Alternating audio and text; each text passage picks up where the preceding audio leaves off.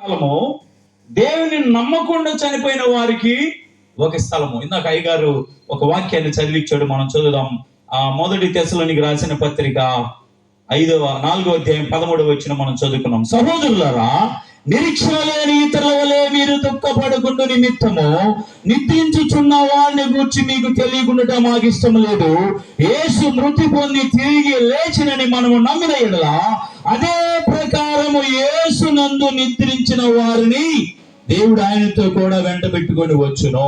ఎవరిని వెంట పెట్టుకొని వస్తాడు చెప్పండి? ఎవరిని వెంట పెట్టుకొని వచ్చేది? అందరిని కాదు, యేసునందుండి నిద్రించినటువంటి వారు, యేసునందుండి మృతి పొందిన వారు. అందుకే ప్రకటన గ్రంథంలో కూడా రాయబడింది, అంతటా ఇప్పటి నుండి ప్రభునందుండి మృతి చెందు మృతులు ధన్యులు. ప్రభునందుండి మృతి చెందు మృతులు ధన్యులు. ప్రభునందు ఉండాలి మన మృతి. ఎక్కడ ఉండాలి? ఎక్కడుండాలి మన మృతి? ప్రభునందు ఉండాలి. చాలా మంది మృతి ప్రభునందు లేదు.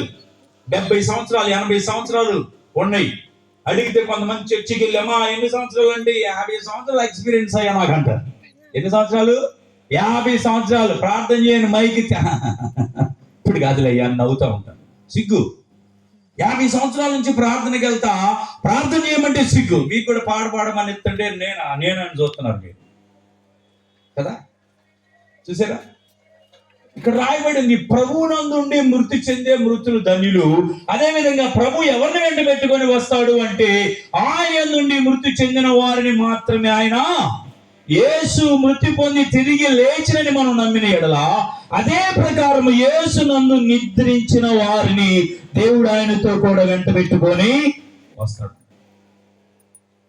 ఇప్పుడు దేవుడు ఒకవేళ నేను చనిపోయినానుకో, ఆయన సమయములో ఆయన నన్ను వెంట పెట్టుకొని రావాలంటే నేను ఆయన యందుండి మృతి చెందాలి. ఆయన ఏందంటే ఏంది? బైబిల్ తల కింద పెట్టుకుంటేనా? మరి ఎలా? మార్కు సువార్త 16:16లో రాయబడింది, నమ్మి బాప్తీసము పొందిన వాడు రక్షింపబడును, నమ్మని వానికి శిక్ష